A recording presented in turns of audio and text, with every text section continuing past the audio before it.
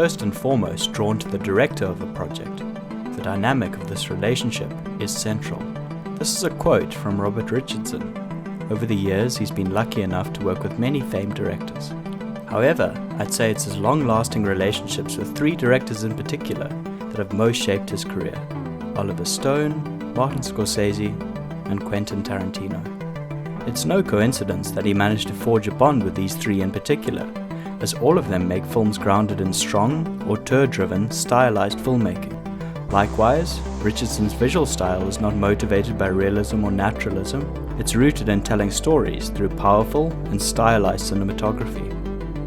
In this video, I'll be going over Richardson's personal philosophy on photography and breaking down how he has established a specific style through his use of technical gear combined with his expressive lighting technique.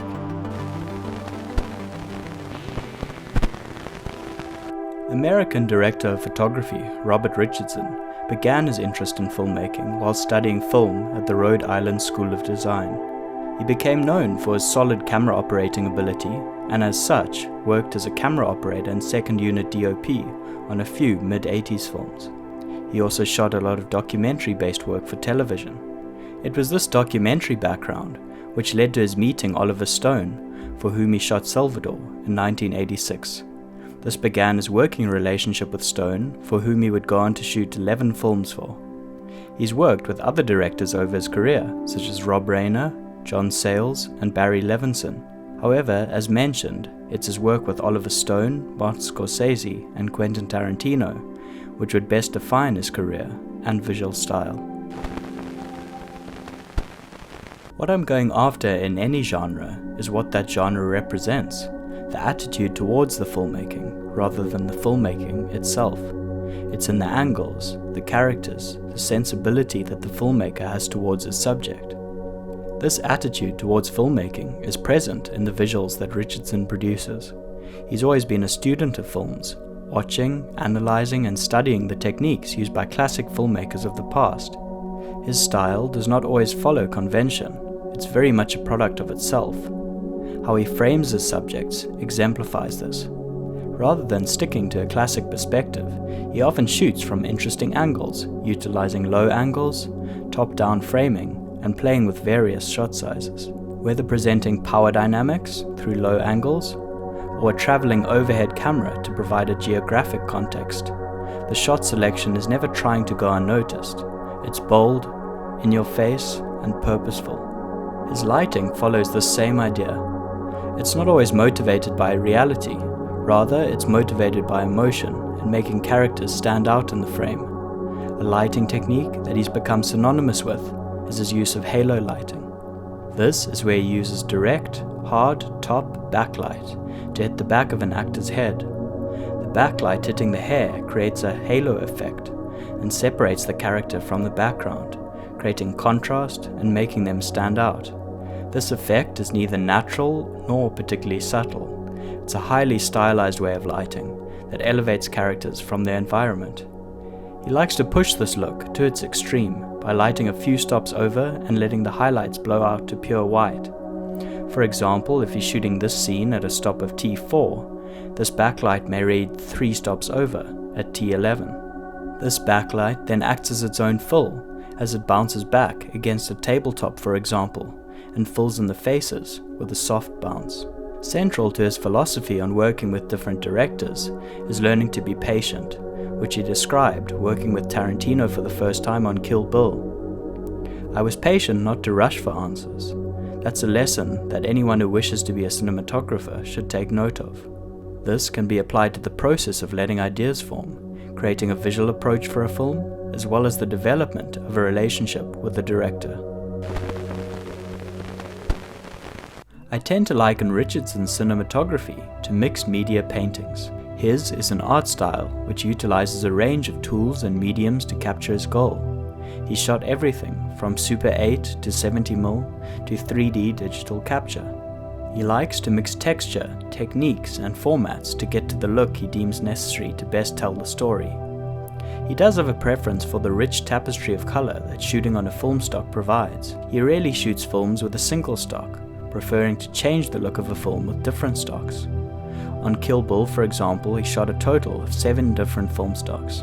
Despite his varied use of mediums, if we strip down the equipment he uses, there's a definite pattern that emerges. His general formula over his career can be distilled to shooting on a Panavision Platinum camera with Primo lenses and Kodak film stock. However, he's shot on a variety of cameras over his career. He has a Panavision bias and has used the Panaflex Gold, Platinum, Millennium XL2, and even the Ultra Panavision 70 system on the Hateful Eight. He's also used ARRI film cameras early in his career, such as the BL3, and has mainly used the Alexa when shooting digitally. When it comes to lenses, he's a big fan of Panavision glass. When shooting anamorphic, he's used the C, E, and T series lenses. For Super 35, he likes to use Panavision Primos, which are his primary lenses of choice. He also likes to use Primo zooms, having utilized the 11:1, 4:1, and 3:1. On occasion he's used cook glass such as the S4s or S5s. Although he definitely shoots with a full range of focal lengths, Richardson often employs longer focal lengths, especially when shooting close-ups. In his early work with Oliver Stone, he regularly appears to use longer lenses, which compress the background and isolate subjects more. He's also used zoom lenses for specific shots to provide a dynamism and punch in moments when it's needed. His way of moving and operating the camera is a little unconventional. He loves to use a lot of movement, especially dolly and crane movement. These rigs provide straight lines of movement, whether that movement is vertical or horizontal.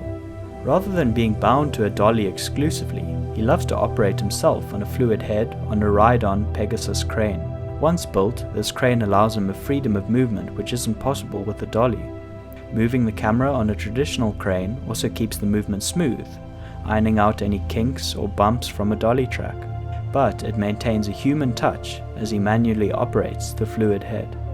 Like his use of mixed mediums, he's utilized an array of different lights throughout his career, although he does seem partial to hard tungsten sources. He's used maxi brutes, bare light bulbs, parkans, LEDs, and practical lighting built into sets. He likes the lights to be set up on a DMX dimmer board when possible, so that he can dim lights easily to get the levels right, sometimes even dimming or bringing up the lights during a shot. His lighting usually has a lot of contrast at varying intensities. He likes to mix hard lighting with soft bounced lighting, and uses negative fill, which is where black textile is brought close to the edge of frame. The black color reduces the amount of exposure, so for example, it can be used to create more shadow on one side of the face during a close-up. Again, this technique creates more separation between the actor and the background, and brings the audience's attention to the actor. Richardson's mixed media approach to cinematography is one that has been successful for him over the years. By working with directors who tend to favor the visual, cinematic flair of genre films over pure realism, he's produced iconic images which are strongly stylized and emotive.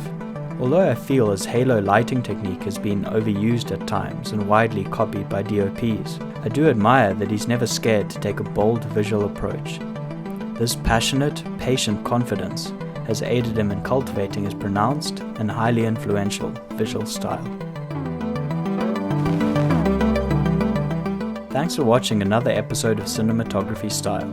If you enjoy watching these videos, please like and subscribe.